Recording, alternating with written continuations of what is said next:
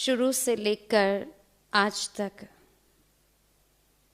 हमेशा दो दो शब्दों का खेल चला ही आ रहा है। सुख दुख, जय पराजय, निंदा स्तुति, रात दिन और ऐसे ही जन्म और मृत्यु। इन दो दो शब्दों के खेल में आज तक हमने कभी ये क्वेश्चन नहीं उठाया कि रात के बाद दिन क्यों। कभी ये नहीं कहा सुख के बाद दुख क्यों। लेकिन जहां जन्म के बाद मृत्यु आती है, हजार सवाल खड़ा करते। यहां तक कि जब पहली बार किसी की मृत्यु का समाचार हमारे कानों पर पड़ता है तो हम सबसे पहले ये पूछते कैसे हुआ। और जब कारण बताया जाता है कि ऐसे हुआ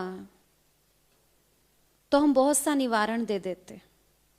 कहते ऐसे नहीं, ऐसे करते तो ऐसा नहीं होता, ऐसा चलते तो आज ये समय नहीं आता, थोड़ा और जी लेते, बड़े जल्दी चले गए, ये सब।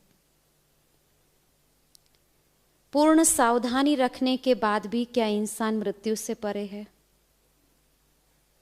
चाहे 60 साल, 80 साल या 25 साल, कभी न कभी तो इसको स्वीकार करना ही था। एक बार एक इंसान दुखी होकर भगवान से पूछता है, हे भगवान, हमने सुना है कि आप मरे हुए को भी नया जीवन दे सकते हो, तो क्या ये शक्ति आप में है? भगवान ने बड़े प्यार से मुस्कुराते हुए कहा, क्यों नहीं, जीवन दान में दे सकता हूं। तो उस इंसान ने अनेक किस्से भगवान के आगे रख दिए और बोला, देखो उनके जाने के बाद उनके परिवार की स्थिति क्या है, अगर आपने जीवन दे दिया होता तो कितना अच्छा होता। भगवान बोले, अगर मैं उनको जीवन दे भी दूं, क्या वो इस नए जीवन में दोबारा नहीं मरने वाले थे? कब तक मैं नया जीवन देता रहूंगा? जैसे एक फूल का एक पौधे पर खिलना और दूसरे दिन गिरना एक नियम है, ठीक उसी प्रकार जन्म लेना, जीवन जीना और अंत की ओर प्रस्थान करना, ये भी एक नियम है। और इस नियम में मैं भी बंधा हुआ, मैं इसे चेंज नहीं कर सकता। अगर आज से 100 साल, 200 साल या कुछ सदी पीछे जाओ तो हमसे भी अच्छे महात्मा, पुण्यात्मा, त्रेता से भी अगर आगे जाओ तो देवात्माएं थे। आज के कलिकाल के अंदर उन आत्माओं की अति आवश्यकता है। फिर भी उनको शरीर से अमरत्व प्राप्त नहीं हुआ तो आज हमें होना तो असंभव बाबत है। आज तक कोई दुनिया में एक आंगन ऐसा नहीं मिलेगा जहां मृत्यु के कदम नहीं पड़े हो। एक भी दरवाजा ऐसा नहीं है जहां मृत्यु ने दस्तक नहीं दी हो।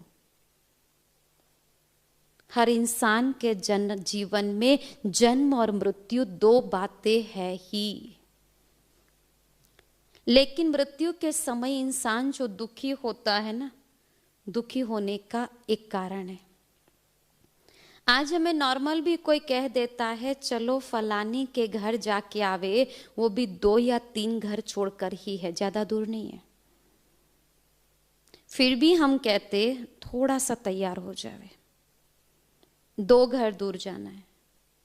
2 घर दूर जाने के लिए भी हमें तैयारी चाहिए, और इस लोक से परलोक की तैयारी तो इंसान जीवन काल नहीं करता है।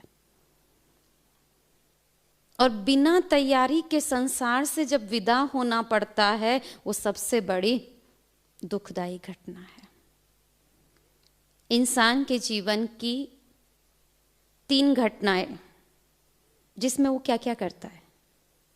सबसे पहला देखो, प्रसंग कहो तो जन्म। अगर घर में किसी बच्चे का जन्म होने वाला होता है तो 2 मास पहले से तैयारी शुरू होती है। हर व्यक्ति खुश है, उसके स्वागत में जो लगाना पड़े तन मन धन वो लगाने के लिए तैयार है। दूसरा प्रसंग है शादी, जिसकी तैयारी आज के मॉडर्न युग के अंदर 1 साल पहले चलती है। बुकिंग सिस्टम जिसमें तन मन धन समय शक्ति संकल्प स्थान सब खर्च करते हैं। और तीसरा प्रसंग है मृत्यु, जिसकी तैयारी सेकंड पहले भी नहीं होती है और फिर भी निकलना पड़ता है। वहां तो पोस्टपोन कर सकते, शादी बाद में, यहां पर बिना तैयारी के निकलना ये सबसे बड़ी दुखदाई घटना है। और इसलिए इंसान जब मृत्यु नजदीक दिखाई देती है तो रोना शुरू करता है। ज्यादातर देखा जाता है कि लास्ट स्टेज पर जब इंसान होता है तो उसका जो परिवार है वो उसके आगे गीता गरुड़ पुराण पता नहीं क्या क्या पढ़ते, ताकि लास्ट स्टेज में सोचते उसको कुछ ज्ञान मिल जाए, सदगति हो जाए।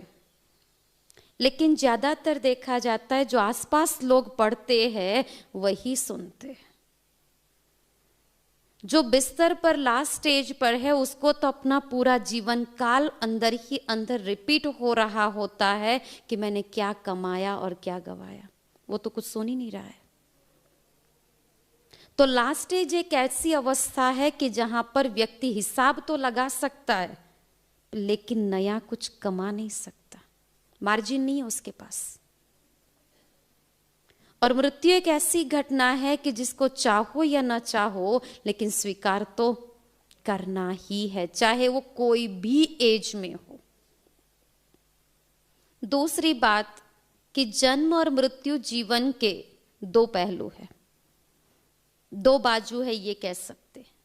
अगर जन्म की खुशी है तो उसका दूसरा बाजू है मृत्यु, और अगर मृत्यु का गम है तो दूसरा बाजू है जन्म, क्योंकि ये एक दूसरे से जुड़े हुए हैं। अगर आज किसी से का घर से जाने का दुख है तो जाने वाला आत्मा जो है वो जहां जन्म लेगा वहां भी तो किसी की कमी है, वहां खुशहाली है, स्वागत की तैयारी है। लेकिन दुख तब है जब बिना तैयारी के निकलते हैं। जैसे स्कूल के बच्चों में देखो 2 प्रकार होते हैं, एक होशियार और एक 3rd क्लास, डल जिसको कहेंगे। होशियार विद्यार्थी जो है वो होमवर्क करके मानसिक शारीरिक मौखिक सब रीति से तैयार है, और जो डल हेड है वो कोई तैयारी नहीं है। पर फिर भी दोनों को पता है स्कूल में प्रेजेंट तो होना ही है। लेकिन जब प्रेजेंट होंगे उस समय दोनों की अवस्था क्या है? एक पूरा खुशी से तैयार है अपनी तैयारी को अपने टीचर के आगे प्रस्तुत करने के लिए, और डल हेड डर रहा है, पसीना है, क्यों? पनिशमेंट मिलेगी। हम भी जब संसार में आए तो ऊपर वाले ने कुछ होमवर्क दिया था, और वो होमवर्क था दुआएं देना दुआएं लेना, सुख देना सुख लेना, न दुख देना न दुख देना। लेकिन लास्ट स्टेज पर जाकर अगर अपना होमवर्क चेक करो तो लाइफ टाइम भी होमवर्क कंप्लीट नहीं होता है, और निकलने का समय तो बस जैसे स्कूल की घंटी बजने की 2 सेकंड की देरी है और याद आए कि ये बुक नहीं लाए या ये होमवर्क नहीं किया तो क्या अवस्था बनती है? वो अवस्था संसार के विदाई समय की होती है। फिर चाहे आसपास गीता पढ़ लो, चाहे गरुड़ पुराण पढ़ लो, वो तो अपने जीवन के हिसाब किताब में है। तो संसार की ये बहुत दुखदाई घटना मानी जाती कि मृत्यु।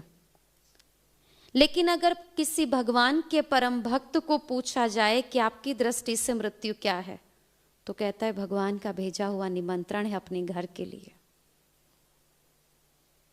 किसी साइंटिस्ट से पूछो तो कहते हैं परिवर्तन की प्रक्रिया है जन्म और मृत्यु, और साधारण इंसान इसको मृत्यु समझकर 6 माह साल भर बस रोता रहता है। दुख इस बात का ये जरूर है कि जाने वाला इंसान वापस तो आएगा इस संसार में, पर वही रंग रूप, वही संबंध, वही नातों से नहीं मिलेगा। मिलेगा जरूर, लेकिन ड्रेस और एड्रेस दोनों चेंज होगी। ड्रेस माना बॉडी, चाहे स्त्री चाहे पुरुष, और एड्रेस माना घर। मतलब ये कहा जाए मृत्यु एक ऐसी नींद है जैसे हम रोज सोते हैं, सुबह जागते हैं, लेकिन मृत्यु एक ऐसी नींद है, सोएंगे इस घर में और हमारी जाग होगी कोई दूसरे घर में। लेकिन जन्म और मृत्यु की प्रक्रिया को हम बदल नहीं सकते।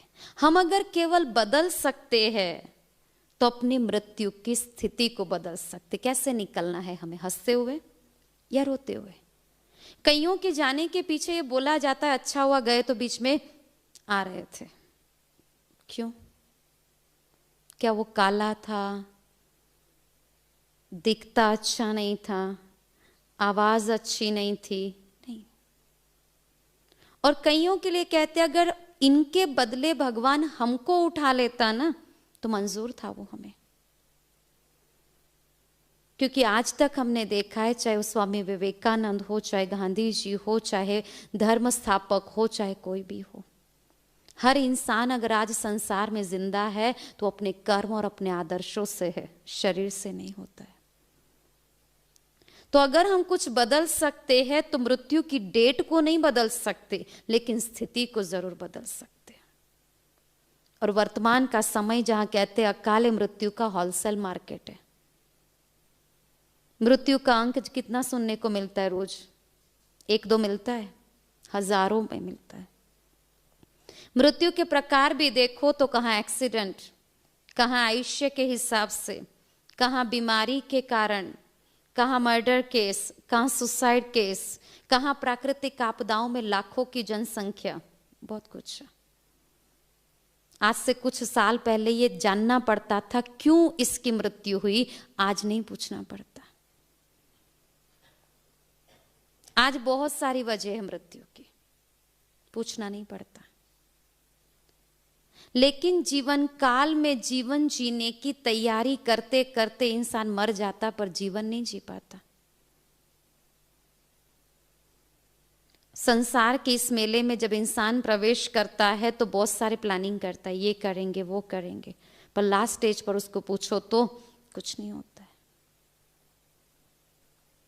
कई लोगों को कई बार पूछते हैं और कहते भी है कि कुछ अच्छे काम कर लो, तो हमसे कहते बहन जी आपको इस छोटी उम्र में क्या हुआ? हमने बोला कुछ नहीं हुआ। लेकिन लास्ट एक अवस्था ऐसी आती है जहां अपना शरीर हमें साथ नहीं देता और उस समय हम कहे कि हम ये करेंगे वो करेंगे, ये अपने आप को धोखा देने वाली बात हो जाती है। जीवन की जो लास्ट अवस्था होती है जिसको बुढ़ापा कहते, चलो अगर 200 साल भी जी लिए पर शरीर फिर भी अपने हिसाब से ही चलना है। कई लोग कहते भगवान ने अगर संसार में मृत्यु नहीं रखी होती तो कितना अच्छा। रोज बोलता था, एक दिन मंदिर में जाकर बोलने लगा। भगवान ने बोला आपकी इच्छा क्या है? तो बोला भगवान आपने ये जो संसार रचा ना बहुत अच्छा रचा, कोई कमी नहीं, पर बोले एक तकलीफ है। भगवान बोला क्या? बोला मृत्यु क्यों रखा है? भगवान बोला और सबकी बात छोड़िए, आप अपनी राय बताइए, आप क्या चाहते हो? उसने बोला भगवान मुझे एक वरदान दो कि आज से अभी से लेकर मेरे परिवार में कभी किसी की मृत्यु ना हो। भगवान बोले मुझे ये वरदान देने में कोई दिक्कत नहीं है, लेकिन बहुत सोच समझ कर ये वरदान आप कल इसी समय पर मेरे से ले लेना, मैं बिना पूछे आपको दे दूंगा। वो इंसान कहता है भगवान नहीं, मैं कल तक मर गया तो सो मुझे ये वरदान अब भी चाहिए। भगवान बोला तथास्तु। नाचते हुए गाते हुए घर जाता है, सबको ये मैसेज दे दिया, आज के बाद इस घर में कभी किसी की मृत्यु नहीं होगी। शुरू में तो विश्वास नहीं हुआ, लेकिन 50-60 साल का जो समय बीता, मृत्यु नहीं आ रही है किसी की। 300 साल के बाद उस घर की अवस्था ये बनी कि उस घर के अंदर वृद्धस्थ लोग ज्यादा है। ऐसे लग रहा था जैसे एक वृद्धाश्रम है या हॉस्पिटल है। और पहले जो घर था वो 4 कमरे किचन का घर था, आज साइड पर, ऊपर, नीचे, आगे, पीछे कमरे से कमरे जुड़ते गए। क्योंकि वरदान ये था कि मरेंगे नहीं, पर ये तो नहीं था ना कि जन्म नहीं लेंगे। जनसंख्या तो बढ़ रही थी और कम नहीं हो रहे थे। और अमरत्व के वरदान से कोई अलग होना भी नहीं चाह रहा था, तो घर बड़ा होता जा रहा था। अब सबसे खस्ता हालत तो उस इंसान की थी जिसने ये वरदान मांगा था भगवान से। वो 300 साल का हो चुका था, पर उसका जो ये शरीर था ना, वो पूरा जकड़ चुका था। हाथ भी ऐसे नहीं हो रहा था, ठीक से बोल भी नहीं पा रहा था। और घर में भीड़ इतनी है, चलते भी इंसान टकराते थे, बैठो तो भी भीड़, कहाँ जाए कहाँ बैठे, कोई किसी को सुनने के लिए तैयार नहीं था। क्यों? क्योंकि अब सबके सिर से मृत्यु का डर निकल चुका था। कौन छोटा कौन बड़ा, क्या पाप क्या पुण्य, कोई मायने नहीं रखता था।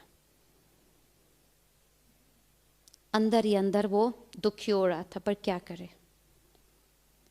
एक बार संडे के दिन उसने अपने बेटे को बोला, बेटा सुन, एक काम करेगा? बोले क्या? बोले आज मुझे मंदिर ले चल। बोले ठीक है। वो मंदिर ले गया। हाथ भी ऐसे मुश्किल से जोड़ सकता था क्योंकि जकड़ गए थे ना। हाथ जोड़कर अपनी तोतली भाषा में भगवान को कहता है, भगवान माफी मांगता हूं, सच है कि तेरे रचे हुए संसार में कभी कोई कमी नहीं है। कमी मेरे दिमाग में थी जो मैंने ये वरदान पा लिया। आज फिर कहता हूं कृपा करके इस वरदान को वापस ले लो। मेरे घर की हालत तो शंभू मेले जैसी है, जहां लोग तो है पर अपनापन नहीं है। तब जाकर एहसास हुआ कि मृत्यु एक कल्याणकारी घटना है। अगर मृत्यु घटना को निकाल दिया जाता तो द्वापर कालीन के जो भी हमारे दुश्मन थे, वो दुश्मनावट जो है वो आज तक चली आ रही होती है। मृत्यु एक ऐसी घटना है जो भूतकाल को भूल करके वर्तमान में हमें शांति से जीने के लिए मार्जिन देती है। नहीं तो वो रिश्ते, वो घर कभी नहीं भूलता जहां से हम वापस आए हैं। तो देखो कि मृत्यु के बाद कई सारी विधियां हम करते हैं, तो ये करने का वजह क्या है? जिसके पहले एक छोटा सा दृष्टांत समझ ले। मान लो कि आपका और मेरा रिश्ता बहुत अच्छा है, आज तक कभी अनबन नहीं हुई।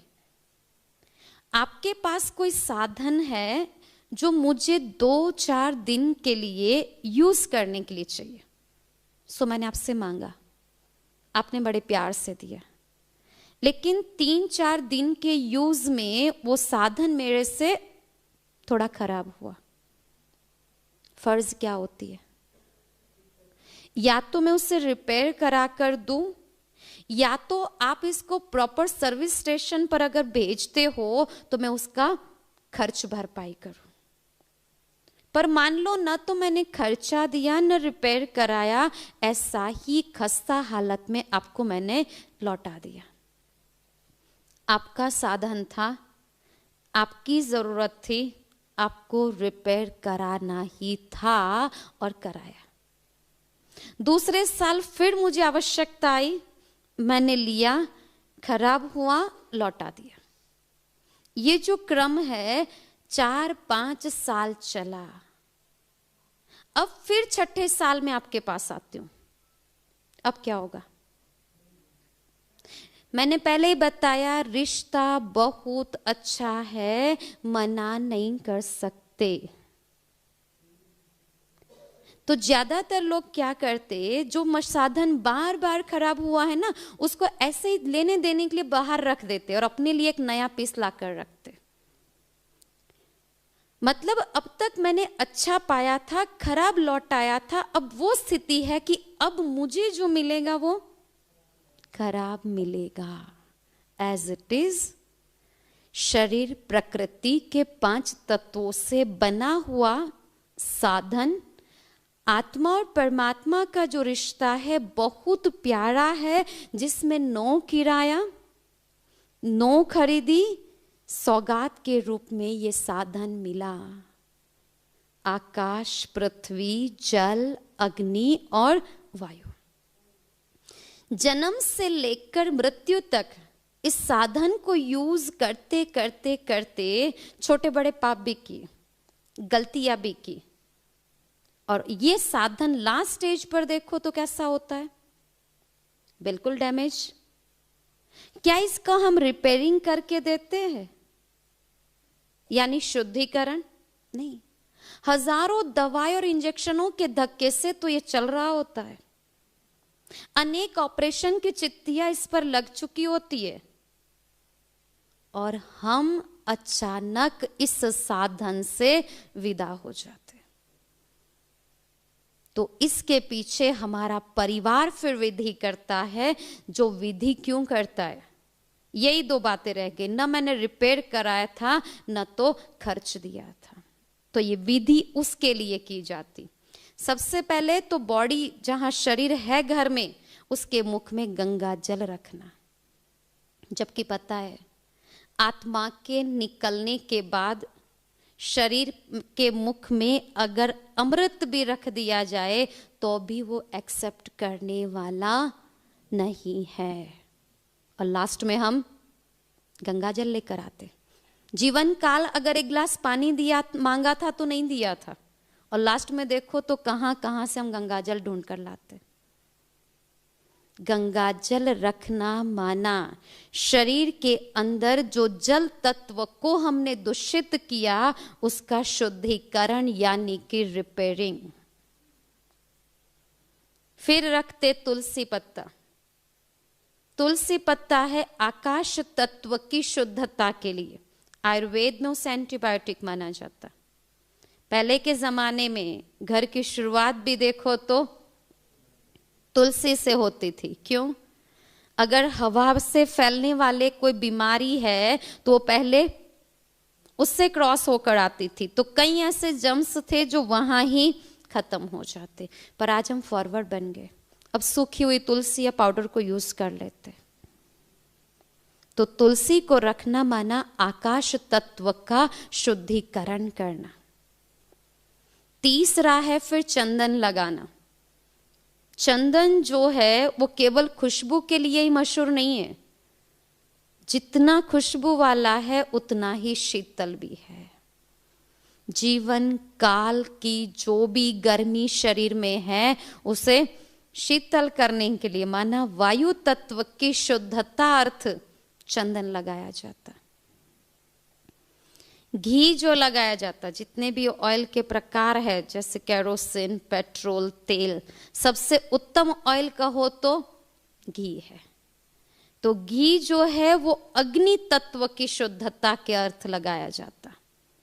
और अंत में जो अस्थियां बच जाती उसका दूध में धुलाई करके फिर विसर्जन, यानी भूमि तत्व की शुद्धता के लिए। लेकिन अग्नि देने से पहले सोने का एक बारीक सा टुकड़ा रखा जाता है। कितना बारीक होता है वो? कितना बारीक होता है वो? बहुत संभाल के रखना पड़ता है। उतना सोना उसके मुख में रखकर हम भगवान से प्रेयर करते, भगवान इस जन्म में जो हुआ फुल स्टॉप, नेक्स्ट जन्म कंचन काया देना। सोने का दूसरा नाम कंचन। दिया कितना? भगवान को कंचन दिया कितना? इतना। अच्छा, जो बॉडी दिया वो तो फुल डैमेज दिया, और पापों का बोझ उससे भी ज्यादा। और प्रेयर क्या कर रहे? कंचन काया देना। तो कंचन काया तो वो ऑलरेडी दे रहा था, लेकिन जीवन काल जन्म बाय जन्म, जन्म बाय जन्म डैमेज मशीन देते देते देते हमने प्रकृति को भी तो तमो प्रधान बनाया। आज ये हालत है कि हम साधन मांग रहे हैं तो हमें कैसा मिल रहा है?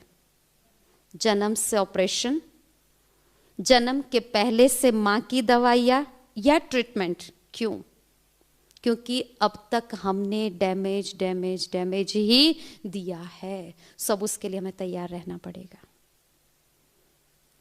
और जब जन्म से ये स्थिति है तो ये सिद्ध करती है कि आज जो डैमेज शरीर जन्म से मिलते हैं, माना इस जन्म में हमें अच्छे कर्मों का पुरुषार्थ ज्यादा करना पड़ेगा जो नेक्स्ट बर्थ अच्छा मिले।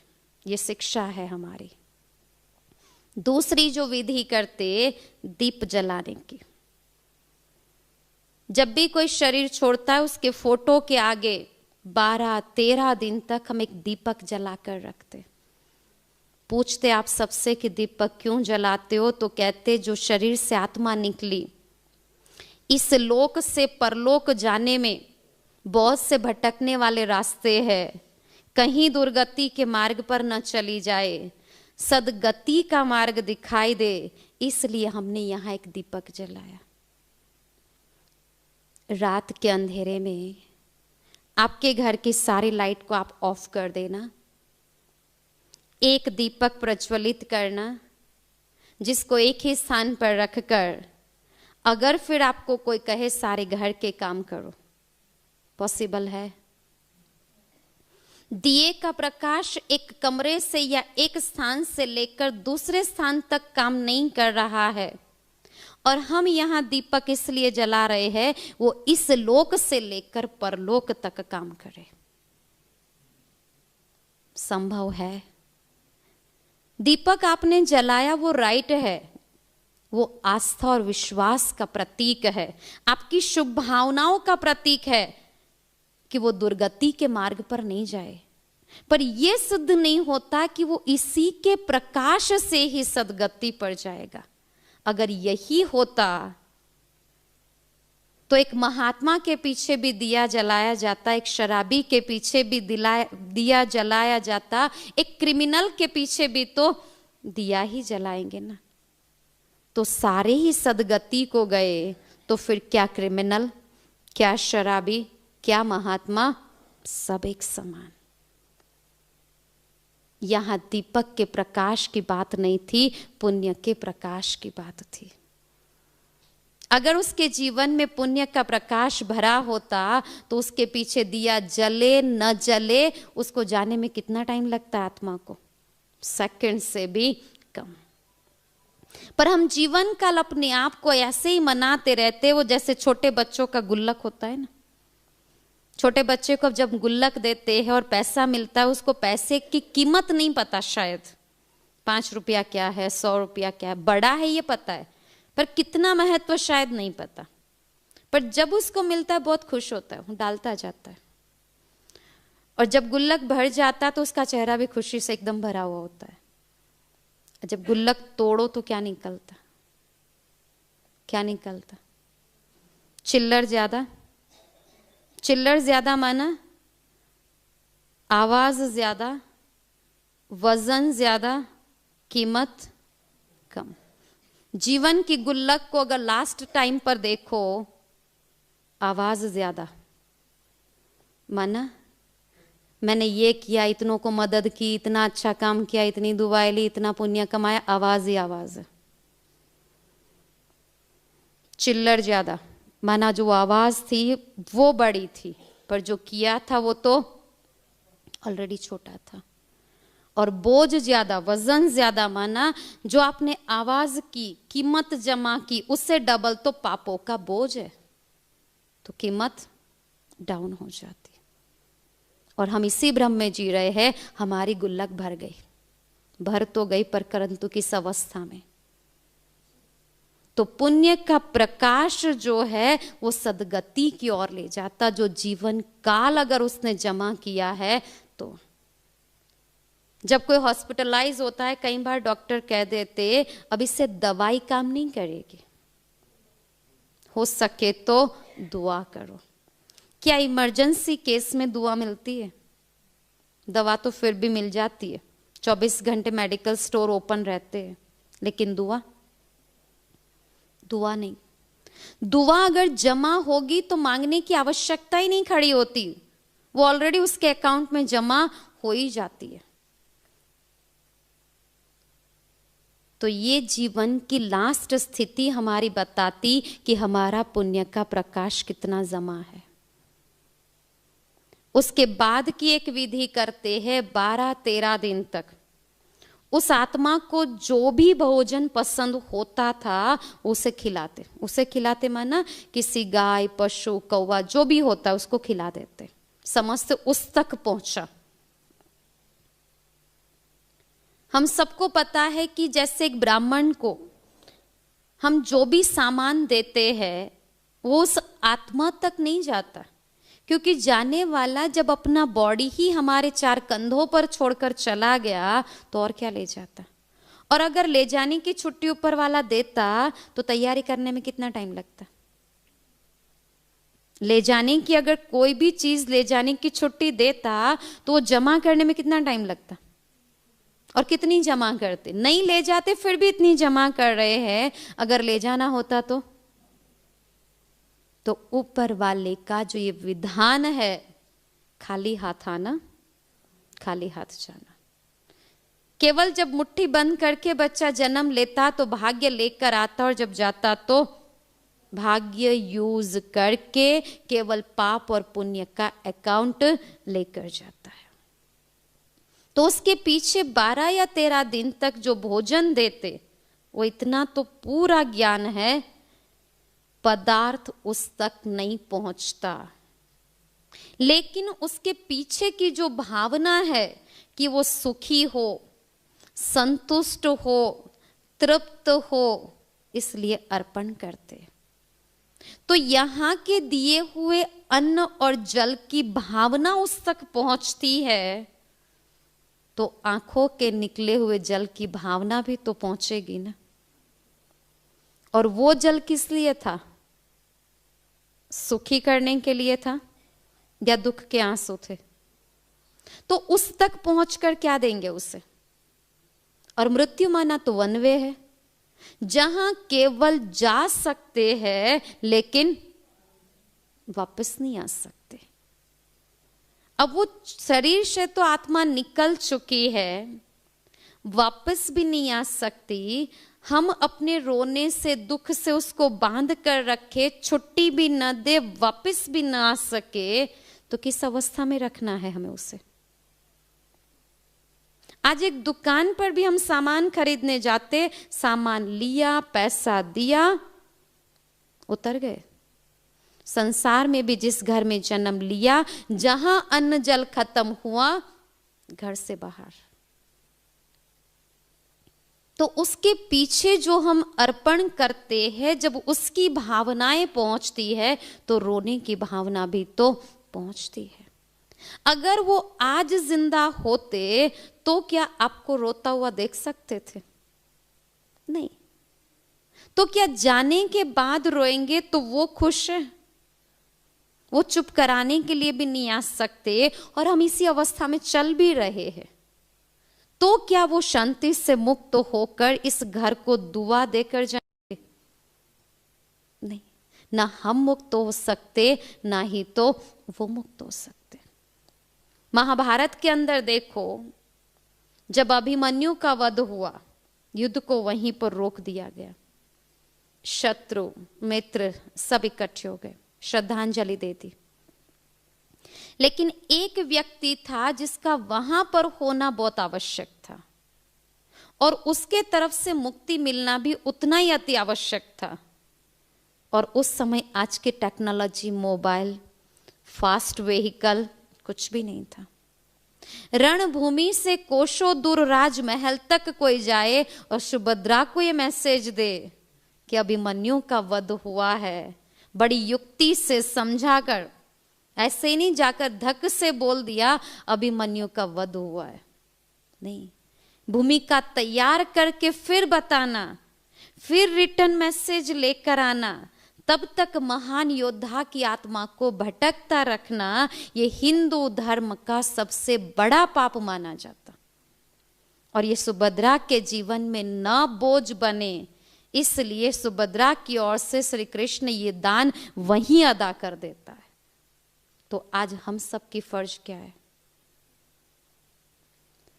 जाने वाले इंसान केवल हमारे पास 2 चीज मांगते, क्या हम दे सकते? जो आत्मा चली गई वो हमारे पास केवल 2 चीजें मांगती है, दे सकते हम? कई लोग पूछते पहले बताओ तो सही वो क्या है? संपत्ति तो नहीं, प्रॉपर्टी तो नहीं, नहीं। जाने वाला इंसान केवल हमसे 2 चीज मांगता है, शांति दो, मुक्ति दो। दे सकते? अब मान लो हमारा बहुत कट्टर दुश्मन मृत्यु हुई है, तो क्या दे सकते? दे सकते? देनी पड़ेगी, क्योंकि एक दिन इसकी आवश्यकता हमें पड़ेगी। कई लोग कहते हैं अगर मैं मर जाऊं तो इस दुश्मन को नहीं बुलाना, मुझे इसकी ओर से शांति और मुक्ति नहीं चाहिए, हम तो ऐसे ही निकल जाएंगे। मुश्किल है। जितना प्यार का बंधन होता है उतना ही दुश्मनावट का भी बंधन होता है। चेक करो, जब किसी से बंधन टूट जाता है, दुश्मनी आ जाती है, हम बोल देते आज से मेरी डिक्शनरी में तेरा नाम नहीं होगा, ठीक है। चेहरा भी नहीं देखते, बोलते भी नहीं, कुछ भी नहीं, और लोगों को बता भी देते हमारा कट ऑफ हो गया है। हो गया है? कट ऑफ हो गया है? नहीं। जिसके भी पास जाते हम किससे तो इसी के सुनाते, देखो इसने मेरे साथ ऐसा किया, तो हमारे दिलो दिमाग में तो वही है, केवल सामने नहीं है।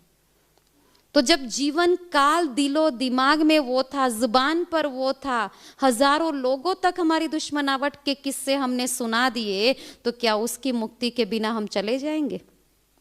और अगर चले गए तो कार्मिक अकाउंट कैरी फॉरवर्ड, फिर जन्म लो, फिर युद्ध शुरू।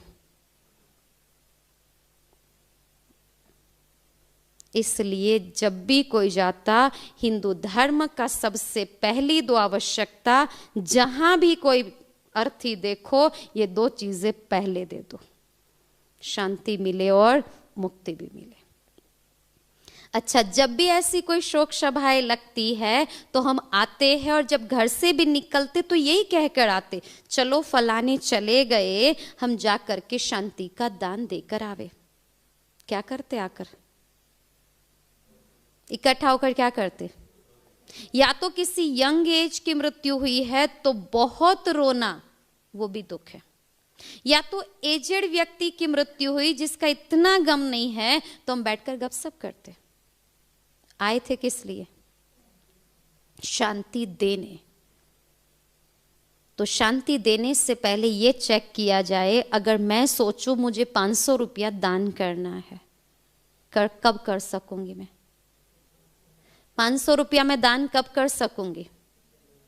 जब मेरी जरूरत से ज्यादा कुछ % बचता है, या तो फिर मेरे पास जमा है। अगर मेरी ही जरूरत पूरी नहीं हो रही है, भले दिल साफ है कि मुझे देना है, पर मेरे पास ना तो जमा है पिछला और ना ही वर्तमान में इतनी कमाई है, तो कैसे दूंगी मैं? ठीक उसी अनुसार जब हम कहते हैं हम फलाने को जाकर शांति देवे, चेक करो क्या मेरे पास उतनी शांति जमा है जो मैं उससे दे सकूं? या वही जब घर से निकले तो झगड़ा करते हुए निकले थे, ऑटो वाले से भी झगड़ा किया, इतना किराया लिया, इतने में तो हम यहाँ नहीं आते थे, इतने में तो कहीं और भी चले जाते थे, कोई और भी ले आता था। यही मनोस्थिति से तो हम शांति देने आए। तो आंतरिक चित्त तो बिल्कुल ही शांत नहीं है। क्या पिछली उतनी शांति जमा है हमारे पास जो उसमें से निकाल कर हम उसे दे दे? वो भी नहीं है। तो तत्काल क्रिएट कैसे करेंगे?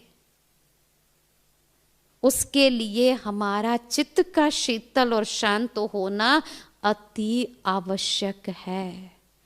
और वो चित्त शीतल और शांत तब होगा जब जाने वाले इंसान के प्रति जो हमारा दृष्टिकोण था वो एकदम ट्रांसपेरेंट, माना साफ हो जाए।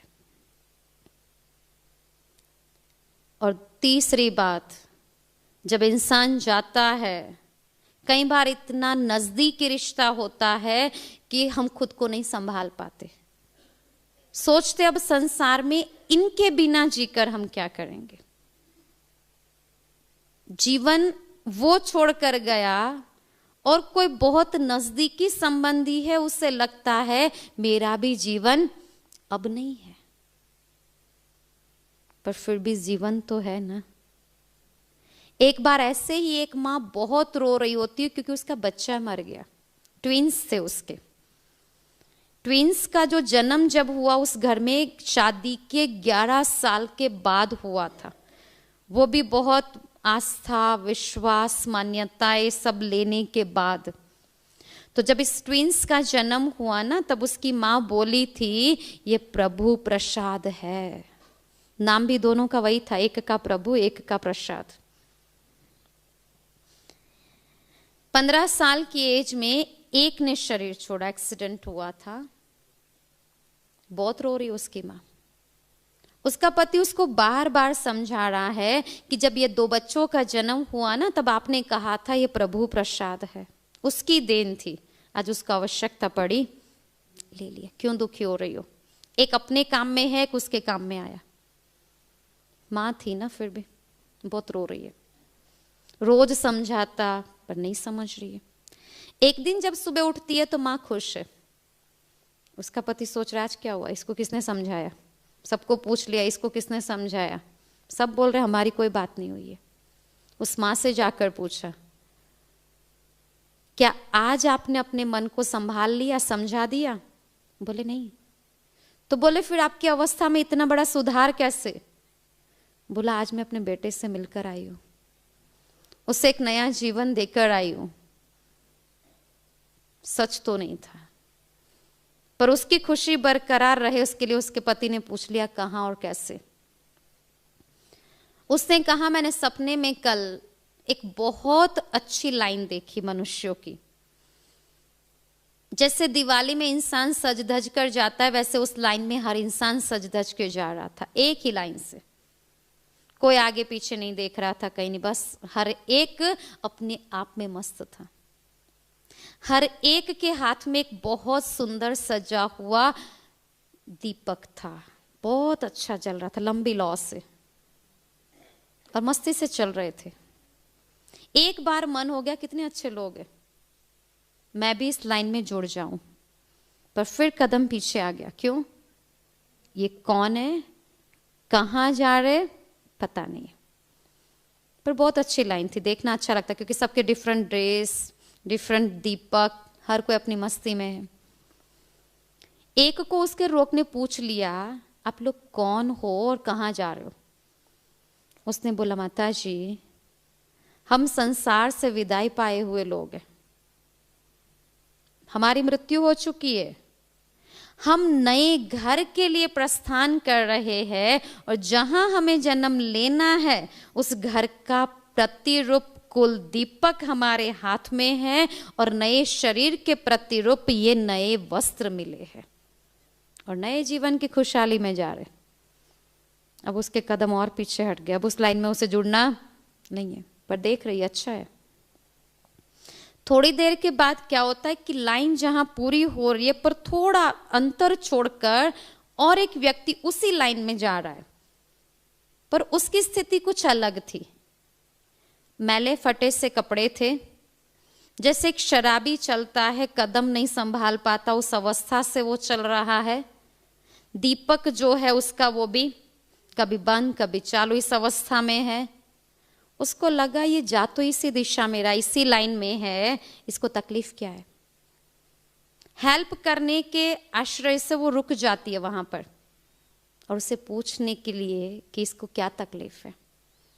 जैसे जैसे वो नजदीक आता जाता, बहुत हैरान है वो, अपना बच्चा है। जाने वालों की स्थिति और इसकी स्थिति को देखकर बहुत परेशान है वो।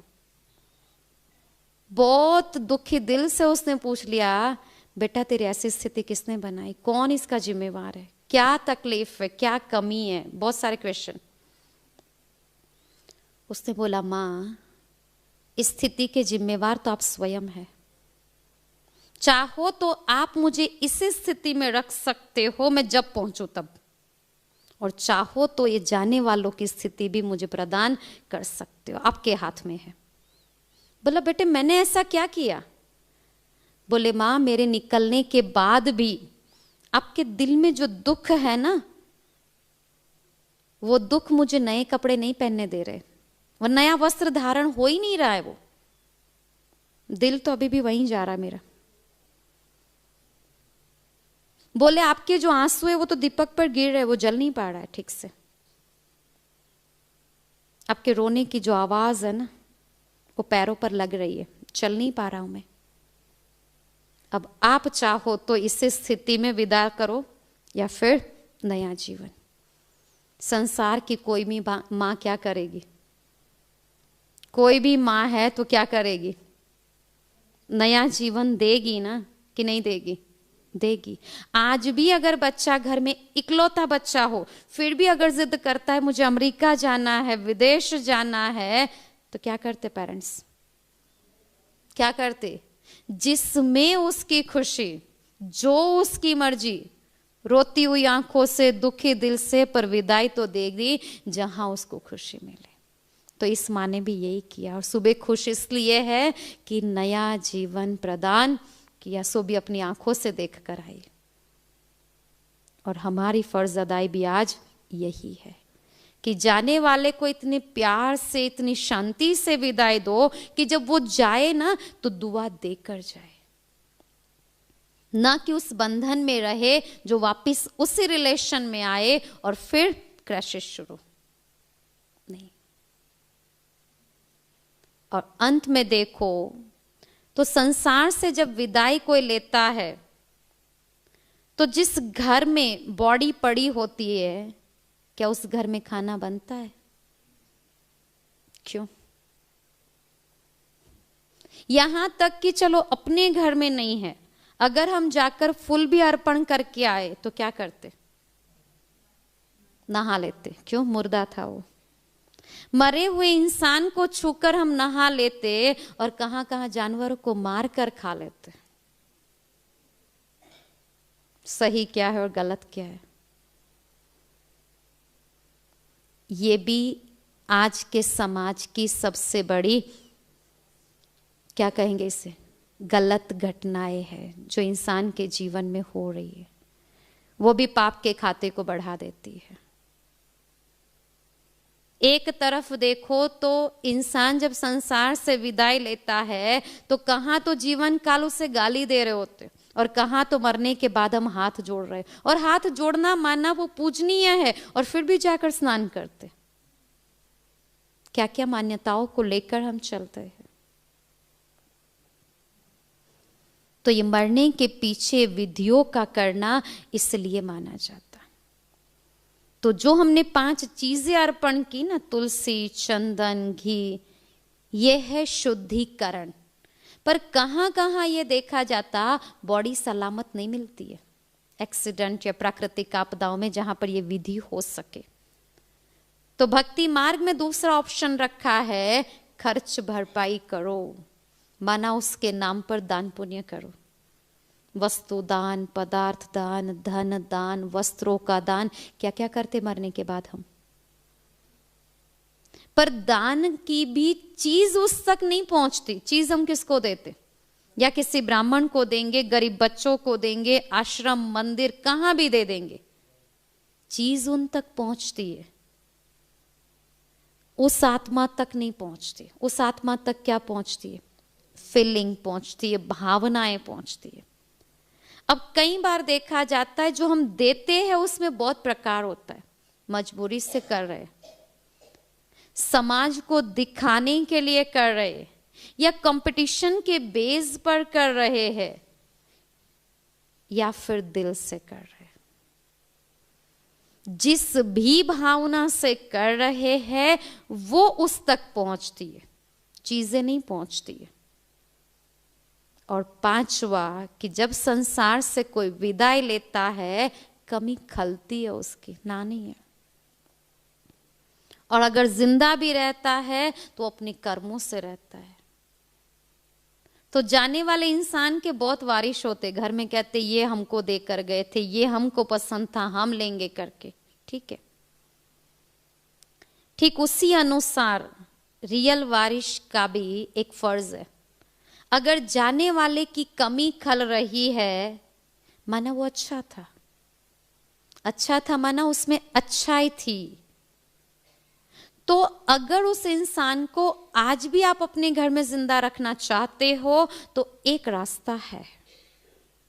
उसके जितने अच्छे संस्कार थे, जो अच्छी आदतें थी, जो अच्छे आदर्श थे और जो पॉजिटिव सपने उसने रखे थे भविष्य प्लानिंग के, अगर घर का हर एक व्यक्ति उसके एक एक संस्कार, एक एक आदत को अगर आज से अपना लेता है, तो क्या वो हमारे कर्मों में जिंदा नहीं है? है। और हो सकता है शायद इन्हीं आदर्श कर्मों से हम उसके अधूरे सपनों को पूरा कर पाए, तो एक सपूत वारिश के रूप में हम सिद्ध हो सकते हैं, उसके नाम को एक नया जन्म दे सकते हैं।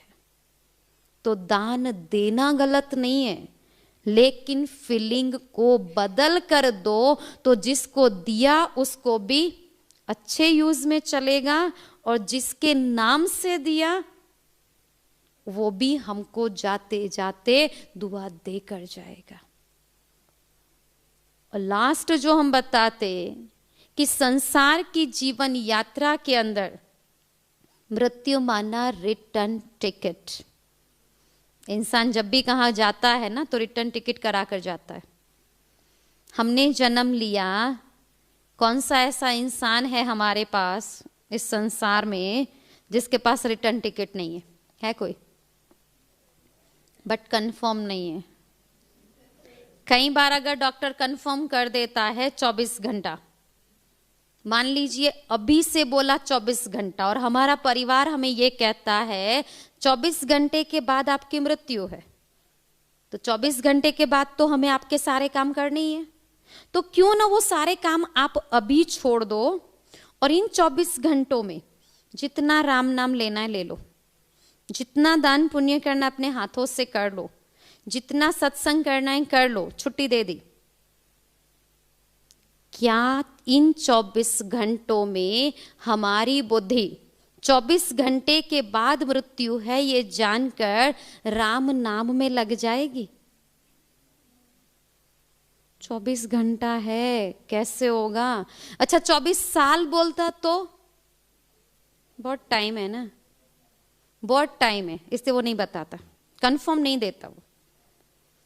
तो 24 घंटा अगर मिलता है तो सबसे पहले बुद्धि कहां जाती है इंसानों की?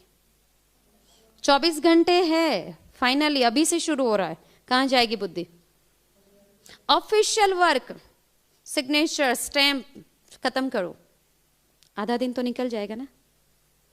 आधे दिन में फिर ऊपर वाला राम तो मुश्किल याद आता है, नीचे कोई राम भाई, लक्ष्मण भाई, मुझे इनसे मिलना था, इसको काम देना था, वो खत्म करो। और कुछ टाइम रह गया तो मुझे जीभ के भी तो टेस्ट बाकी है, ये खाना था, ये टेस्ट करना था। 24 घंटे फिनिश, इससे वो नहीं बताता। वो कहता है जब मैं आऊं तो आपकी 3 अवस्थाएं होनी चाहिए, अचानक एवर रेडी, और उसके लिए बहुत काल का अभ्यास, वो नहीं है। और उसके कारण रोते हो जाते समय, जाते समय रोने की अवस्था इसी कारण है।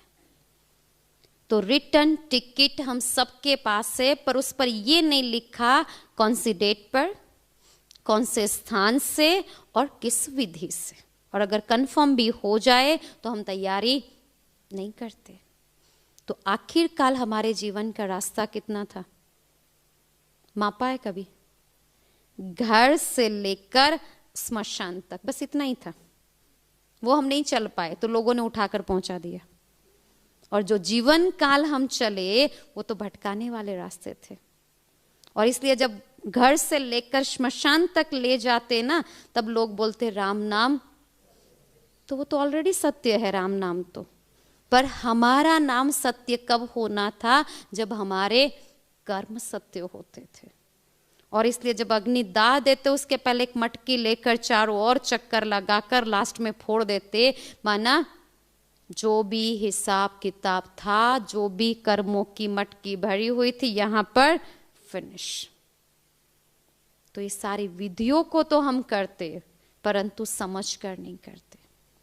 और कई बार फिर कईयों के कहने पर 2-3 दिन तक भी हम शांति प्रवचन के लिए आते, और वो भी यही लक्ष्य रहता है कि उस आत्मा 12-13 दिन तक उसी घर में उसके वाइब्रेशन होने के कारण उसके पीछे हमारी जो भी कार्य प्रणाली है उसको वो देखती है, समझती है।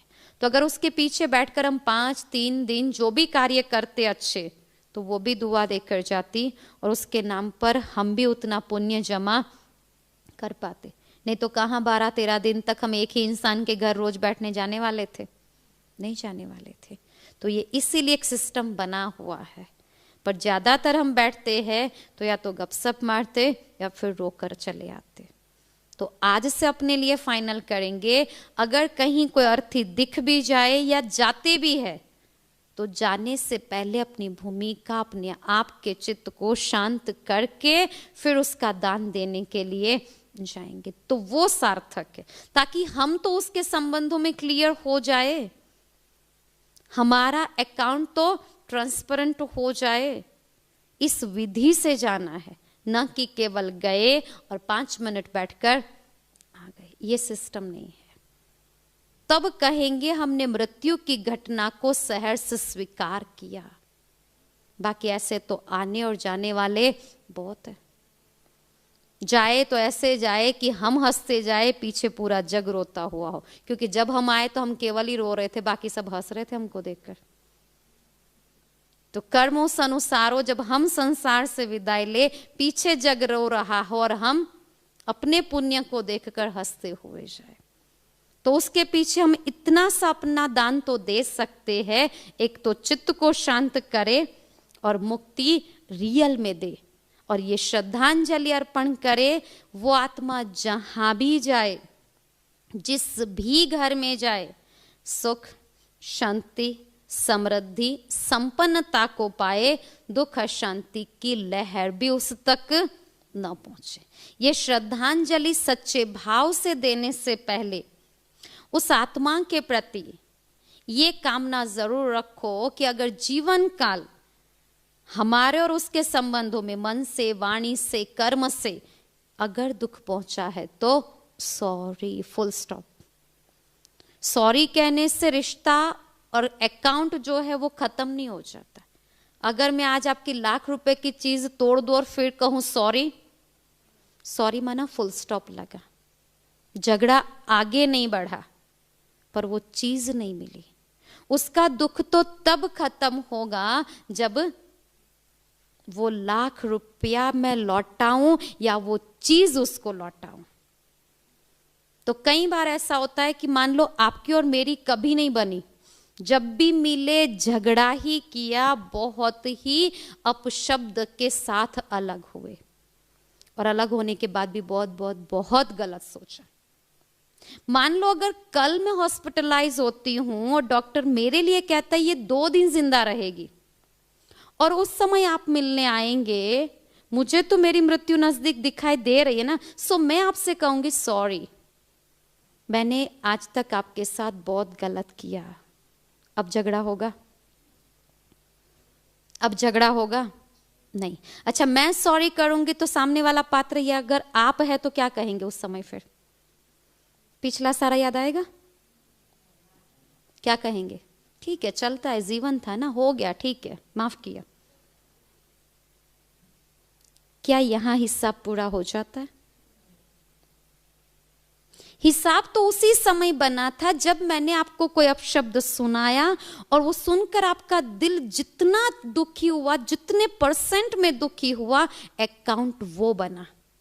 अब क्लियर वो तब होगा जब उतने % में मैं सुख ना दे दूं।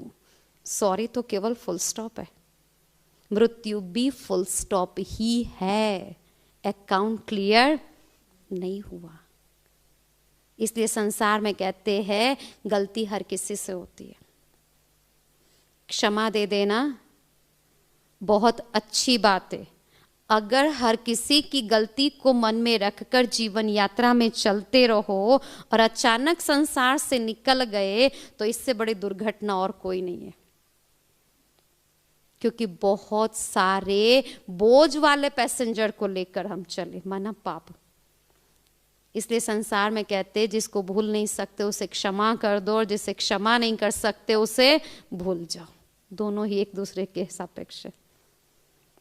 तो इस जीवन के मंत्र को लेकर और जाने वाले की कोई एक अच्छाई को आज अपने जीवन में धारण करके एक रियल श्रद्धांजलि देते हुए हम यहाँ से विदाई लें।